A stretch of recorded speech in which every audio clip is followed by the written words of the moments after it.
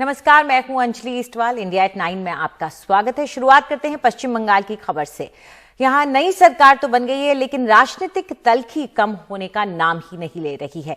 केंद्र सरकार ने पश्चिम बंगाल के मुख्य सचिव अल्पन बंदोपाध्याय को वापस केंद्र में बुलाने का फरमान जारी कर दिया है। उन्हें 31 मई की सुबह 10 बजे केंद्र सरकार के सामान्य प्रशासन और प्रशिक्षण विभाग में रिपोर्ट करने को कहा गया है। ये बुलावा ऐसे वक्त पर आया है जब कुछ घंटों पहले ही यास तूफान के असर पर समीक्षा बैठक में ममता बनर्जी शामिल नहीं हुई थी। पीएम आधे घंटे तक ममता बनर्जी का कथित तौर पर इंतजार करते रहे। हैरानी की बात यह है कि अभी 4 दिन पहले ही अल्पन बंदोपाध्याय का कार्यकाल 3 महीने के लिए बढ़ाया गया था।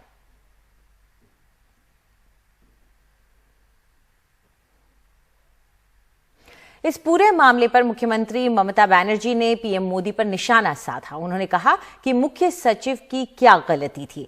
ऐसा कर केंद्र सरकार ने न सिर्फ मुझे परेशान कर रही है, बल्कि मुख्य सचिव को भी अपमानित कर रही है। उन्होंने कहा कि बंगाल की भलाई के लिए तो पीएम के पैर भी छू लूं, लेकिन राजनीतिक प्रतिशोध बंद हो।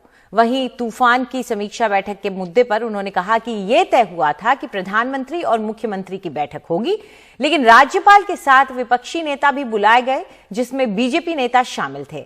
ममता बनर्जी ने कहा कि पीएम मोदी ने उड़ीसा और गुजरात की बैठक में विपक्ष को क्यों नहीं बुलाया। What was the fault of Chief Secretary? He was working with me. That's obvious. Chief Secretary is a state government officer. You are not only disturbing me, you are disturbing my secretariat. You are disturbing my chief secretary. Don't you think there are so many chief secretary in so many states? One humiliation, you can humiliate my chief secretary, but all the chief secretaries are being humiliated. Don't you think IAS, they have the lobby also? IPS, they have the lobby also? They are very much shocked. Mamata Banerjee ने यह भी कहा कि प्रधानमंत्री जब भी बंगाल आते हैं टकराव का रवैया अपनाते हैं। If Prime Minister tell me you touch my feet, I will help Bengal. That also I am ready to do. But please don't humiliate me like this. Don't insult me like this. Don't defame about Bengal without knowing the case. Why you people are behaving with me like this? You cannot digest the defeat. That's why from day one you started this type of actioning. Every time you are going for confrontation. Uttar Pradesh के अलीगढ़ में जहरीली शराब पीने से अब तक 22 लोगों की मौत हो चुकी है और 17 लोगों की हालत गंभीर है। हालांकि मृतकों के परिजन सरकार पर मौत के आंकड़े छुपाने का आरोप लगा रहे हैं, क्योंकि प्रशासन जहां 22 की मौत की बात कर रहा है, अलीगढ़ के सांसद 30 से 35 लोगों की मौत की बात कर रहे हैं। इस मामले में अब तक 6 आरोपियों को गिरफ्तार किया गया है। वहीं इस मामले में जिला आबकारी अधिकारी समेत 5 लोगों को निलंबित भी किया गया है।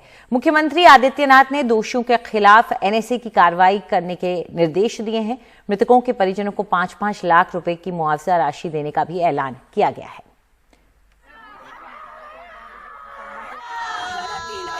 और हमारे सहयोगी रवीश रंजन ने पीड़ित परिवारों के घर जाकर उनसे बात की। जहरीली शराब पीने से जो अलीगढ़ में मौतें हुई हैं, ये जो जिस गांव में मौजूद हूँ, ये करसुआ गांव का अजय का ये घर है। ये आप देखिए छोटे छोटे बच्चे हैं अजय के, और अजय की उम्र महज अभी 32 साल जो है थी, और इनकी वाइफ आप देखिए मदर हैं। ये सारे लोग जो है वो बहुत ज़्यादा, अब इस तरीके से घर में जवान बच्चे की मौत हो जाए तो आप समझ सकते हैं कि क्या तस्वीर होगी। बहुत विचलित कर देने वाली, दुखी कर देने वाली ये तस्वीर है। अजय के भाई हैं विजय जी से बात करते हैं। विजय जी, अजय जी की हालत कब से ख़राब हुई? आप लोग पोस्टमार्टम होने में किस तरीके की दिक्कत आप लोगों को आई? जी, मेरा नाम विजय है और मैं अजय जी का छोटा भाई हूँ। हम ट्विंस हैं। उसका नाम अजय था, मेरा नाम विजय है। और उनकी परसों उन्होंने ड्रिंक की थी, और ड्रिंक करने के बाद में उस टाइम तबीयत ख़राब नहीं थी। कल उनकी काफ़ी तबीयत ख़राब हुई और हमने मलखान सिंह हॉस्पिटल में उनको एडमिट किया।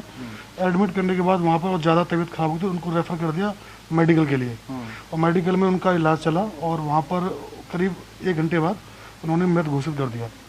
उसके बाद हम पोस्टमार्टम के लिए गए, और पूरे रात हमने वहाँ इंतजार किया पोस्टमार्टम का, पर वहाँ पर कोई भी मतलब प्रशासन की तरफ से कोई भी कार्रवाई, कुछ भी सोल्यूशन नहीं था वहाँ पर। ऐसे ही पड़े रहे डेड बॉडी। आप मेरे पास वीडियो है, मैंने डीएम और एसडीएम को भी कॉल किया अपनी तरफ से कि भाई यहाँ पे प्रशासन कम से कम थोड़ी बहुत हेल्प करो, इतना कुछ हो रहा है, पर कोई भी सुनवाई नहीं हो रही वहाँ पर। बॉडियों को धरतियों में ऐसे ही डाला जा रहा था, ना कोई स्ट्रक्चर है ना कुछ है, मतलब उनकी मरने के बाद भी हालत ऐसी हो रही थी कि बिल्कुल बेइज्जती इस तरह से।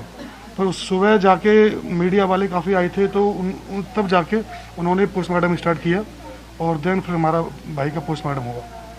तो मैं तो सिर्फ यही प्रशासन से गुहार करूँगा कि जो आंकड़ा है, इतना बड़ा आंकड़ा है लेकिन दिखाया कम जा रहा है। आई डोंट नो कि पता क्यों, क्या मैटर है, मैं नहीं पढ़ना चाहूँगा इसके बारे में। आपके गांव में कितने लोग बीमार हैं? सर हमारे गांव में कम से कम 9 से 10 तो डेथ हो चुकी है ऑलरेडी, और कम से कम 10 से 15 जो क्रिटिकल हालत में एडमिट है हॉस्पिटल के अंदर। तो मोटा मोटा कम से कम 20 से 25 हमारे गांव के अंदर है सर। और ऑन एवरेज अगर देखा जाए तो पूरे, जब हॉस्पिटल का अगर मैं एवरेज दूँ आसपास गांव का, तो 45 से 50 डेथ हो चुकी थी मेरे सामने। तो ये आप देख सकते हैं कि बहुत ही परेशान करने वाला ये वाकया है। पूरा परिवार आप देखिए कि एकदम बिखर गया है, क्योंकि जवान बेटा था अजय भी जो है वो गाड़ी चलाते थे और ड्राइवर थे, वो ट्रक चलाते थे और किसी तरीके से अपने परिवार का गुजारा करते थे। 3 छोटे छोटे बच्चे हैं। तो अब सारे लोग बहुत ज़्यादा परेशान हैं, दुखी हैं। और इस गांव में तमाम सारे ऐसे घर हैं जिसमें कि लोग या तो बीमार हैं या उनके घर में किसी न किसी की मौत हुई है। आज लोग बता रहे थे कि इस गांव में चूल्हा तक नहीं जला है, गलियों में सन्नाटा पसरा हुआ है। और प्रशासन का कहना है कि अभी तक 22 लोगों की मौत हुई है, जबकि जो सांसद हैं उनका कहना है 35 लोगों की मौत हुई है। इसी से आप समझ सकते हैं कि मौतों का जो आंकड़ा है वो किस तरीके से अलग अलग दिया जा रहा है।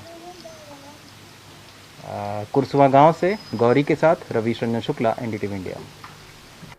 अब खबर दिल्ली से। दिल्ली सरकार ने कोरोना वायरस की वैक्सीन खरीदने के लिए ग्लोबल टेंडर जारी किया है। वैक्सीन की 1 करोड़ डोज के लिए ये टेंडर जारी किया गया है। बोली लगाने की आखिरी तारीख 7 जून है।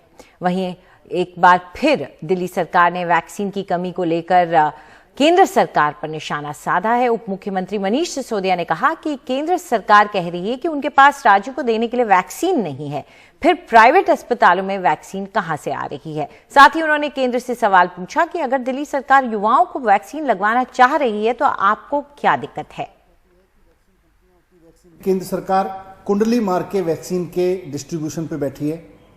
कहने के लिए तो कह रही है, हमने राज्य सरकारों को कह दिया है कि खुलेआम ले लीजिए, आप खरीद लीजिए, लेकिन उसके बाद संख्या तय कर रही है कि आप 50,000 से ज़्यादा नहीं खरीद सकते, आप 1 लाख से ज़्यादा खरीद नहीं सकते, आप 1.5 लाख से ज़्यादा खरीद नहीं सकते। मैं केंद्र सरकार से पूछता हूं कि अगर दिल्ली सरकार अपने दिल्ली के युवाओं को वैक्सीन लगाना चाहती है तो आपको उसमें प्रॉब्लम क्या है। केंद्र सरकार से मैं पूछना चाहता हूं कि दिल्ली सरकार जब आपसे कहती है हमें अपने युवाओं को वैक्सीन लगानी है, तो आप कहते हो हमारे पास वैक्सीन नहीं है। प्राइवेट हॉस्पिटल उसे यूथ को महंगे दाम पे वैक्सीन लगाने के लिए जब कंपनियों से वैक्सीन खरीदता है तो केंद्र सरकार उसको वैक्सीन दिलवा देती है। यह क्या सेटिंग है। जो वैक्सीन राज्य सरकार फ्री में लगाना चाहती है अपने युवाओं को, वो वैक्सीन प्राइवेट हॉस्पिटल 1000 रुपए में, 1200 रुपए में लगवा रहे हैं। मैं पूछना चाहता हूं केंद्र सरकार से कि अगर सरकार के लिए वैक्सीन नहीं है, अगर राज्य सरकारों के लिए केंद्र सरकार के पास युवाओं को देने के लिए वैक्सीन नहीं है, तो फिर प्राइवेट हॉस्पिटल्स को महंगे दाम पे देने के लिए वैक्सीन कहां से आ रही है। महामारी के चलते कई बच्चों ने अपने माता पिता को खो दिया है, वो बिल्कुल अकेले हो गए। ऐसे में प्रधानमंत्री मोदी ने ऐसे बच्चों के लिए कुछ ऐलान किए हैं। ऐसे बच्चों को मुफ्त शिक्षा और इलाज की सुविधा मिलेगी। 18 साल के हो जाने पर एक स्टाइपेंड मिलेगा और 23 साल के हो जाने पर 10 लाख की आर्थिक मदद भी मिलेगी। प्रधानमंत्री के पीएम केयर्स फंड से बच्चों को ये मदद दी जाएगी। 18 साल की उम्र तक आयुष्मान भारत योजना में 5 लाख के बीमे की सुविधा भी की जाएगी। आप भी अपने जिले में अनुभव करते होंगे। खबर तेलंगाना से, जहां सरकार ने 5 अस्पतालों में कोरोना मरीजों के इलाज के लिए दी गई इजाजत को रद्द कर दिया है। वहीं 60 अन्य अस्पतालों को ज्यादा बिल वसूलने के लिए नोटिस भेजा गया है। पोचम्मा का कहना है कि उसे अपने कोरोना पॉजिटिव बेटे को नॉन इन्वेजिव वेंटिलेटर सपोर्ट के लिए प्राइवेट अस्पताल से सरकारी अस्पताल में मजबूरी में ले जाना पड़ा। उनका कहना है कि अस्पताल हर रोज का 1 लाख रुपए मांग रहा है और वो इतना अपना घर बेचकर भी नहीं दे सकती हैं। हम गरीब हैं, हम इतना खर्च नहीं उठा सकते, इसीलिए हम उसे यहाँ ले आए। तेलंगाना सरकार ने कोरोना मरीजों के इलाज के लिए दरें तय की हुई हैं, लेकिन कई अस्पताल इसे नहीं मान रहे हैं। ज्यादा बिल लेने के आरोपों के बाद 64 अस्पतालों को कारण बताओ नोटिस और 5 अस्पतालों से कोरोना मरीजों का इलाज करने के अधिकार ले लिए गए हैं। विरिंची अस्पताल का कोरोना मरीजों के इलाज का अधिकार दूसरी बार छीना गया है। अस्पताल पर लापरवाही का आरोप है।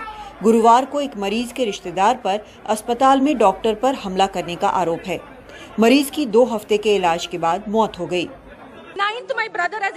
मेरे भाई की मौत रात को 9 बजे हुई और सुबह 3 बजे हमें बोलते हैं कि हम आपके पैसे रिफंड कर देंगे। क्यों? हमें पैसे नहीं चाहिए। उन्होंने मेरे भाई का गलत ट्रीटमेंट क्यों किया? 16 लोगों पर पुलिस केस दर्ज किया गया है जिन्होंने डॉक्टर पर हमला किया है। पिछले साल मार्च से डॉक्टर, नर्स, मरीज और उनके परिवार बहुत मुश्किल दौर से गुजर रहे हैं। सरकार पर अब ये जिम्मेदारी है कि वो स्वास्थ्य सेवकों का पूरा समर्थन करते हुए मरीज और उनके परिवार के सामने आए चुनौतियों का समाधान करें। हैदराबाद से उमा सुधीर, एनडीटीवी इंडिया के लिए।